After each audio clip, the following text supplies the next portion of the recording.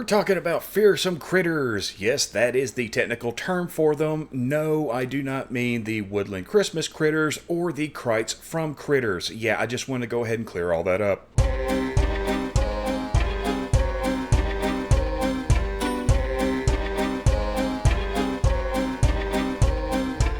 Okay, so I've said what aren't fearsome critters, but what are? Fearsome critters are creatures of American folklore that primarily came from loggers that traveled from logging camp to logging camp across the country. And at these logging camps, they typically traded stories about fantastical, mythical creatures, mostly just to pass the time. Many of these would be collected by writers such as 1910's Fearsome Creatures of the Lumberwoods with a Few Desert and Mountain Beasts by William Cox.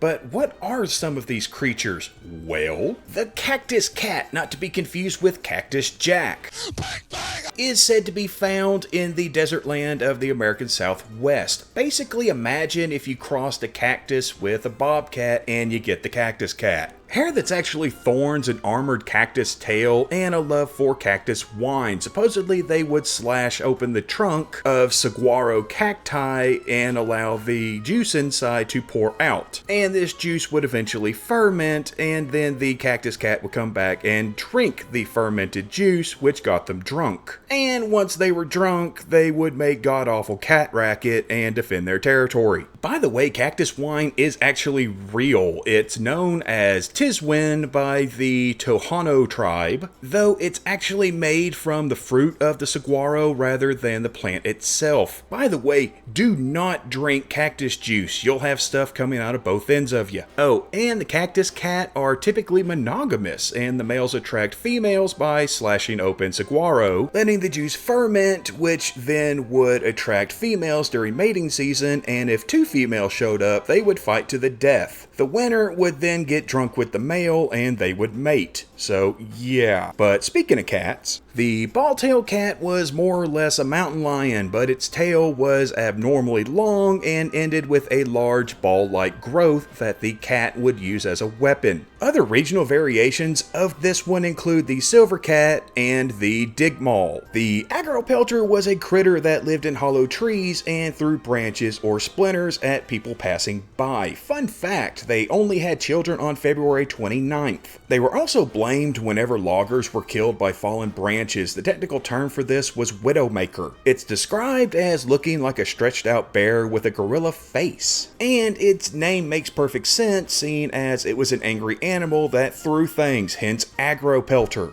The Squonk was supposedly so ugly it tended to travel on nights with a new moon and hated to drink water because it might see its reflection. It could easily be tracked by hunters because it constantly cried and left a trail of tears behind it. Its skin was loose and covered with moles and warts, and if it was ever cornered, it would literally dissolve into tears. It's said that they could be found in northern Pennsylvania. Hide-behinds were exactly what they sound like, critters that would hide behind trees to surprise lumberjacks or travelers that had gone out into the woods alone and they never came back. It's believed that these folks were attacked by the hide-behind, who would then drag them back to its den and eat them, primarily their intestines. Good news though, they are apparently completely repelled by alcohol, so keep that in mind if you decide to wander out alone into the woods. The axe-handle hound is found primarily in Wisconsin and Minnesota, is pretty much shaped like an axe, and only eats the handles of axes that are left unattended. So,